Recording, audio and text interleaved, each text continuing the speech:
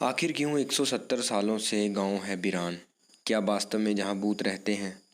हमारे भारत देश में कई ऐसे शहर गांव हैं जो अपने दामन में कई रहस्यमय घटनाओं को समेटे हुए हैं। ऐसी ये घटना राजस्थान के जैसलमेर जिला के कुलधरा गांव की, जो 170 सालों से वीरान पड़ा है। कुलधरा के हजारों लोग एक ही रात में इस गांव को खाली करके चले गए थे और जाते जाते इस गांव को श्राप दे गए थे कि आने वाले समय में यहाँ कोई नहीं बस पाएगा। तब से ही ये गांव वीरान पड़ा है। कहा जाता है कि ये गांव रूहानी ताकतों के कब्जे में है। कभी हंसता खेलता ये गांव आज खंडर में तब्दील हो चुका है।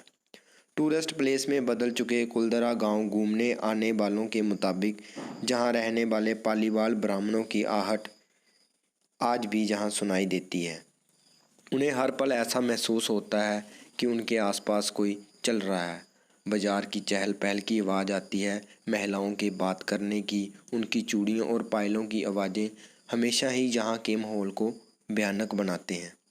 प्रशासन ने इस गांव की सरहद पर एक फाटक बनवा दिया है, जिसके दिन में तो सैलानी घूमने आते हैं, लेकिन रात में इस फाटक को पार करने की हिम्मत कोई नहीं करता।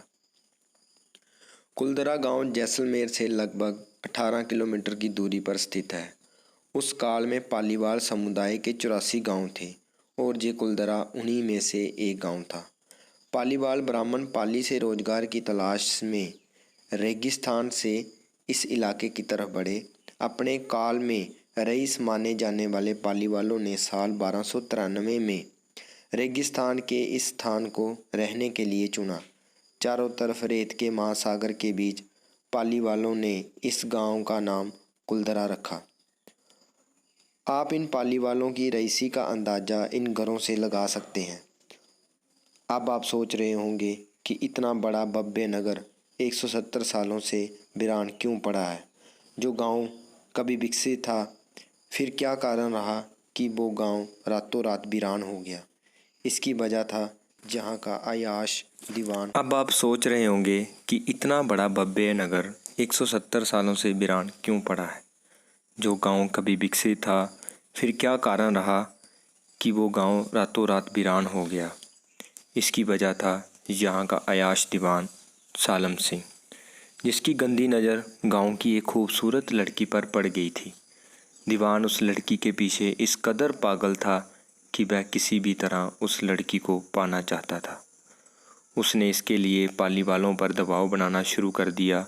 हद तो तब हो गई जब सत्ता के पद से चूर उस दीवान ने लड़की के घर संदेश भिजवाया, यदि अगली पूर्णमासी तक उसे लड़की नहीं मिली तो संपूर्ण गांव पर हमला करके लड़की को उठा ले जाएगा। गांव वालों के लिए ये मुश्किल की घड़ी थी। उन्हें जहाँ तो गांव बचाना था, जहाँ फिर बेटी को।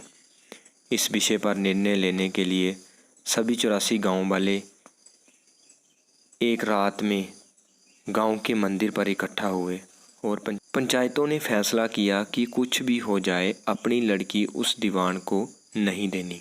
फिर क्या था, गांव वालों ने गांव खाली करने का निर्णय कर लिया और रातों रात सभी 84 गांव खाली हो गए। जाते जाते उन्होंने श्राप दिया कि आज के बाद इन घरों में कोई नहीं बस पाएगा। आज भी गांव की हालत वैसी है जैसी उस रात थी जब लोग इसे छोड़कर चले गए थे। पालीवाल ब्राह्मणों के श्राप का असर आज भी जहां देखा जा सकता है। स्थानीय लोगों की माने तो कुछ परिवारों ने जहां बसने की कोशिश भी की थी, लेकिन वह कभी सफल नहीं हो सके। स्थानीय लोगों का ये भी कहना है कुछ परिवार जहां बसने के लिए तो गए थे, लेकिन कभी लौटकर वापस नहीं आए। उनका क्या हुआ, वो कहाँ गए, कोई नहीं जानता। मई 2013 को दिल्ली से आई भूत प्रेत आत्माओं पर रिसर्च करने वाली पैरानॉर्मल सोसाइटी की टीम ने कुलधरा गांव में रात बिताई।